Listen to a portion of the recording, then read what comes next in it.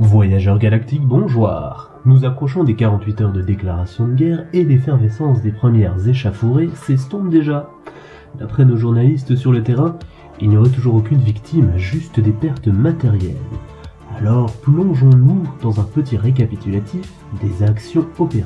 Tout d'abord, nous avons pu en apprendre plus sur le casus belli employé pour déclarer la guerre. Ça n'a d'ailleurs pas manqué de nous faire rire à la rédaction. Mais du coup, où en est le tir au pigeon et qui, de David et Goliath, tire son épingle du jeu? En l'absence de bataille digne de ce nom, rien n'est décisif. Toutefois, on remarque que les BH ne lésinent pas sur les mythes, quitte à tirer dans le vide. Le ferrailleur a pu faire de très bonnes occasions et les projets se sont offerts un feu d'artifice gratuit. En effet, il y aurait actuellement 3 millions de pertes BH contre 1,5 million côté projet. Depuis que l'information a été divulguée, on nous signale que l'envoi de sondes d'espionnage a fortement réduit. Quoi qu'il en soit, les combats affichés nous permettent de deviner une tactique semblable à celle des guérillas urbaines chez le défenseur. Un choix logique lorsque l'on se trouve dans un camp avec le moins de poids militaire. En d'autres mots, Goliath frappe et David esquive.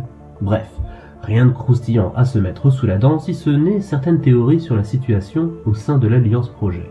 Le nombre de tags a interpellé, mais nous avons eu la promesse du fondateur que les tenants et aboutissants seront bientôt exposés au public. Il serait question de protéger les plus faibles afin de réserver la bataille aux soldats. Ah, j'allais clôturer ce journal, mais notre envoyé spécial au Parlement Galactique des Projets nous informe qu'il y aurait du mouvement. Oui, tout à fait, personne. Tous les agents de presse et diplomates ont été conviés il y a quelques instants à se téléporter dans ce superbe établissement afin de prendre connaissance d'une communication officielle. Nous sommes dans l'une des salles les plus prestigieuses du manoir galactique des projets qui ne sont à ce jour plus qu'au nombre de 9. Le fondateur Rédemption s'enfile une bouteille de vin tandis que le conseiller Arcaille descend une bouteille de bière. Je crois que c'est une Westmalle. Et à leur côté se trouve l'amiral, peut-être l'animal aussi, que son infirmière particulière Blondie, la furie, réveille un coup de défibrillateur.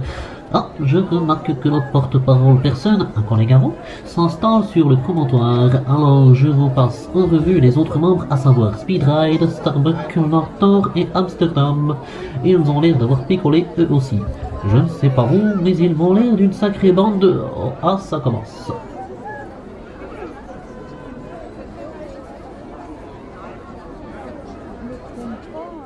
Chers diplomates, agents de presse et observateurs universels, à vous, amis du projet, que vous portiez le tag ou non, nous vous remercions. Vos encouragements nous donnent la force et votre soutien discret nous rappelle les raisons pour lesquelles nous nous battons. Restez libres, libres de vivre, libres d'aimer, libres de se nourrir, libres de respirer ce sans craindre le joug de l'oppresseur. Nous ne voulons ni diriger, ni conquérir l'univers.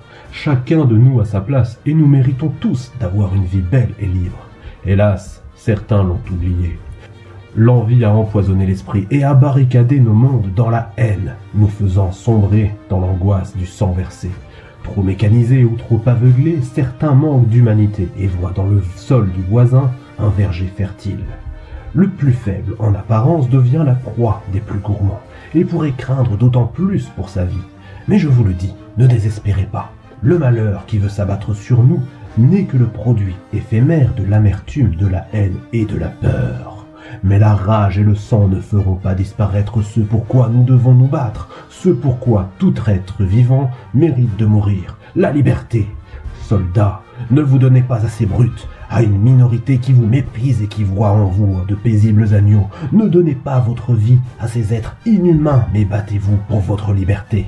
Nous ne sommes pas leurs proies, nous ne sommes pas leurs esclaves, et nous ne nous soumettrons jamais à leur autorité. Soldats, ne vous battez pas par vengeance ou par mes réprimandes, mais montrez-vous dignes des valeurs de la démocratie. Soyez irréprochables et honorables, et ce même face à la mort, car nous n'avons pas la certitude que vous en reviendrez tous. Soldats, nous n'oublierons pas vos efforts et l'espoir que vous portez en ce projet, celui de la sauvegarde d'une culture ancestrale venue de tous les univers. Au nom de la liberté, il faut tous nous unir et il faut nous battre pour un univers nouveau. Et vous qui vous battez pour ces brutes, n'en croyez rien des promesses qu'ils vous ont faites ou des raisons qu'ils vous exposent. Les plus grandes délations et les mensonges composent l'histoire de millions d'années de guerre. Scrutez au fond de votre âme et demandez-vous réellement s'il est nécessaire d'en venir à cette guerre. Soldats, d'ici ou d'ailleurs, gardez-vous de mettre les mains dans le sang de la honte et permettez-vous de vous battre au nom de la liberté.